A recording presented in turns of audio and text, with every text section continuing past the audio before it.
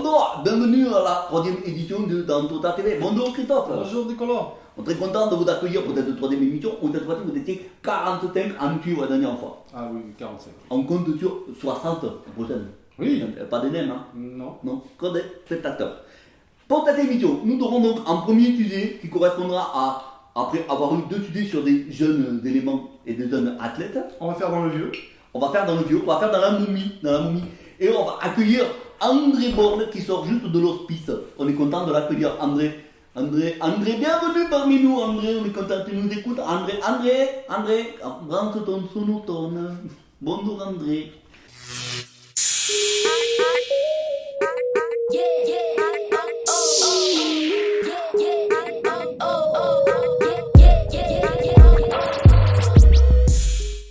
À l'époque, c'était les CRS pour pas que la jeunesse justement se drogue et fasse n'importe quoi l'été. Les CRS faisaient comme un club de vacances, centre de loisirs jeunesse, et ils étaient là pour faire plein d'animations l'été.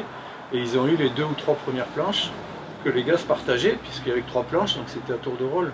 Et il y avait déjà, je pense, Pierrot Puyot qui avait sa propre planche. Il y avait un autre cousin Puyot, il y avait Jean-Philippe Labatte. En septembre-octobre, les Estagnos, c'était un parking rempli de bus de Volkswagen. Les gars venaient passer un mois et ils vendaient leurs planches. Donc on achetait tous ces planches-là. Et il y avait la douane qui nous poursuivait parce que c'était considéré comme une vente illégale. Parce que ça se faisait de la main à la main.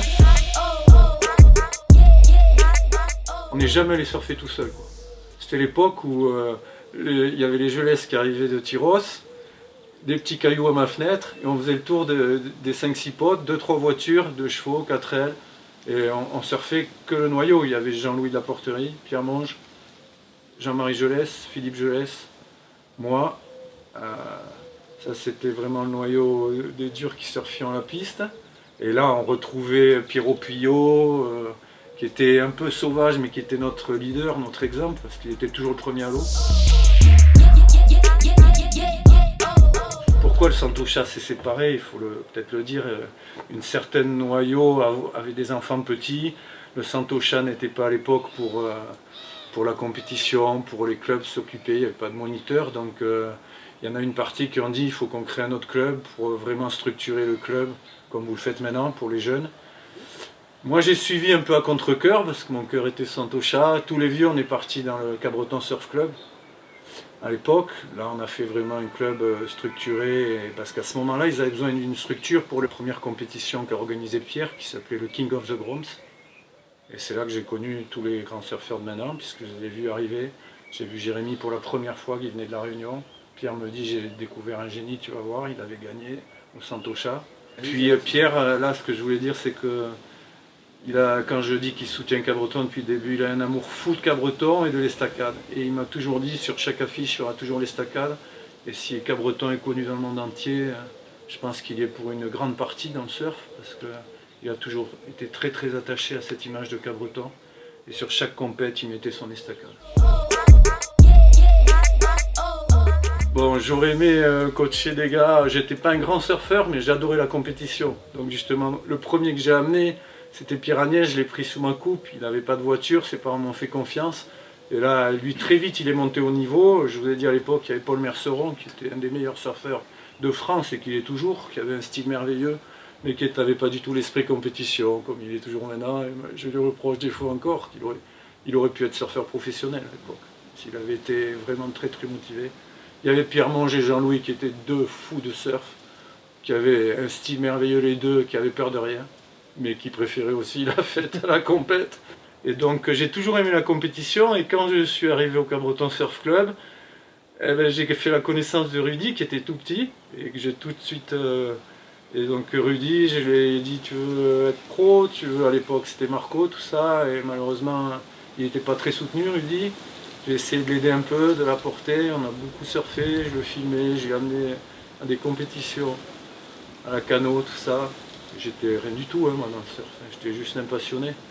Et Rudy, pour moi, il avait un style extraordinaire, j'étais un peu à la Mick Fanning.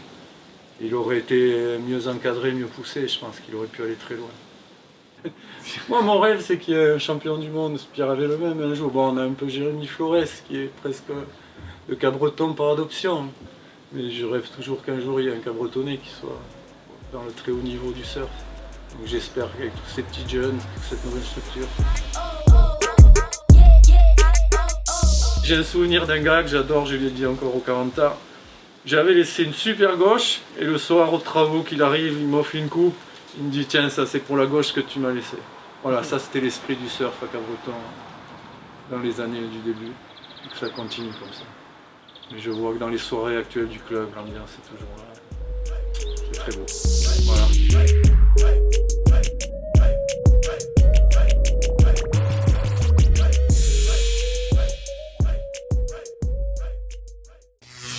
Après ce sujet sur André Borg, nous allons donc parler avec notre ami du docteur Santocha de la... Alors nous allons parler de la mise à l'eau, parce que nous la mise à l'eau on ne connaît pas, on connaît la mise au vin, c'est tout. Et de la préparation, très important la préparation, C'est très important, il faut être très clean. Deux surfeurs, deux styles, une opposition de la nature qui fait parfois mal les choses. L'un a de gros os, l'autre de beaux abdos. Choisis ton style de vie de surfeur. Alors moi, pour être en forme le matin, je mange des céréales, je mange des fruits, un grand verre de jus d'orange et de l'açaï. Alors moi, pour être en forme le matin, je bois de la bière, je bois du vin, je dors pas de la nuit et je prends un bon café.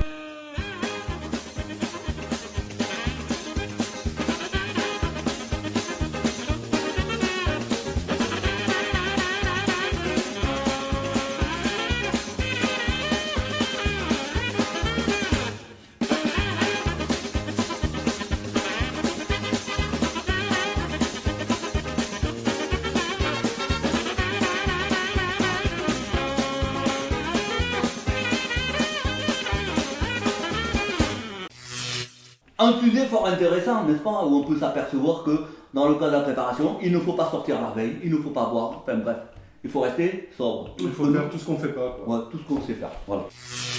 Maintenant, l'actualité compétition. La pine qui arrive. Carré. La pine qui arrive. La pine. La pine. La pine. Non, la pine, pardon. Toute une erreur. Enfin, donc la super pine qui arrive donc le week-end du... Alors 9 et 10 ou 16 et 17. On s'est dit ça, très important. Venez accompagner avec tous vos amis, vos frères, vos soeurs, même ceux que vous ne connaissez pas, tous, vous venez tous et ça va être super, on va s'éclater. Voilà, entraînez-vous, par contre n'espérez pas gagner. Non, parce que c'est nous qui allons gagner.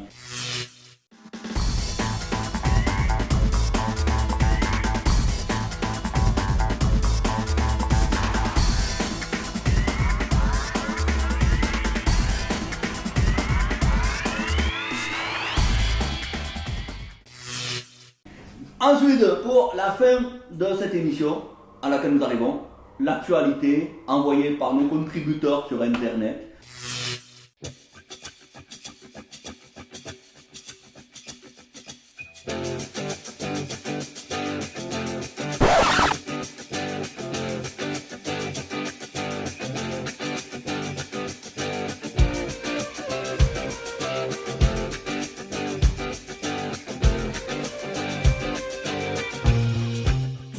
Là, c'est SS de 24.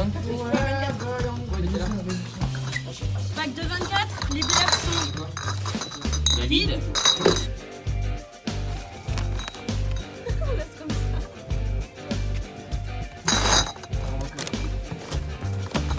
Voilà. Ça attire.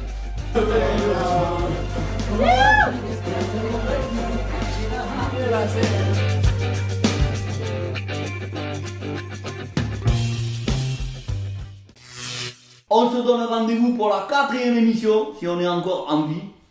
Ah, voilà. À tout à l'heure. Au revoir.